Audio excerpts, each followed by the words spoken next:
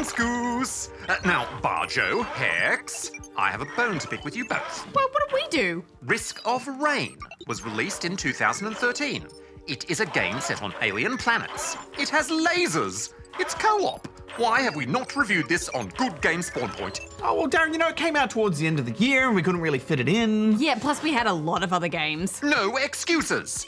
Review commencing. Risk of Rain is a 2D roguelike which has just been re-released on PSN and PlayStation Vita. You're happily flying along in space in what appears to be a giant cargo ship. Strange figure plunges their sword into your ship, severely damaging it. Hordes of strange creatures are released and your ship is sent crashing to the ground. And in the process, lots of crates of loot as well. Your goal is to survive by fighting your way through enemies and bosses, collecting XP and coins to level up and buy gear you find along the way. Yes, and I'm not sure why you have to purchase gear from cargo that fell out of your ship and that is just lying around there for the taking. But anyway, that's how it works. It's a lot of fun, but guys, this game is really hard. Yeah, even on easy difficulty, you have to work to survive. Risk of Rain is hard for a reason. Life isn't meant to be easy on an alien planet. And it's also in the roguelike genre, which means you're meant to fail and then do better and better each time you play. The more you play, the more weapons and gear you'll unlock, which will then become available to you on your next playthrough. It's a complicated system, but also a rewarding one. Absolutely. You won't have much luck at all unless you try as hard as you can to get as many upgrades as you can. Oh yes, Hex. It stacks on with those passive upgrades, lasers and mortars and drones. And then you become an unstoppable powerhouse of destruction and numbers. It is quite enjoyable. Yes, well, the controls are quite simple and very much about avoiding damage. Yes, there's a variety of characters to unlock too, and they all have their own playstyles. Ah, yes, I was a big fan of the loader who is melee only. Pow pow!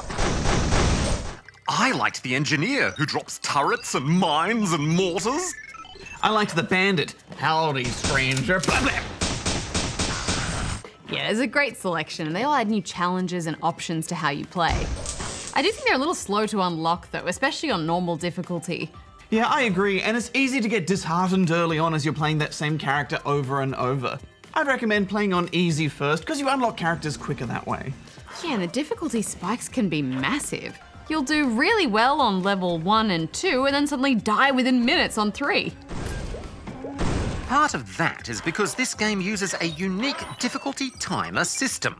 The difficulty is always increasing with time. But you also need to get enough upgrades in one level to be able to survive the next. So it's very much a tug of war between the two, and there are a few ways you can approach it. Well, this is a fun game playing solo, but even more fun when you play in co-op.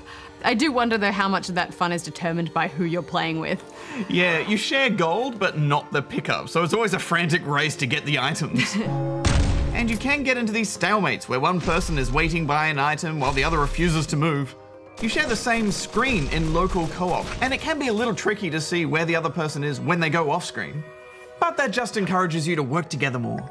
There's also no options to zoom in, so all the characters are very tiny on the screen. Yeah, but these are small complaints, really.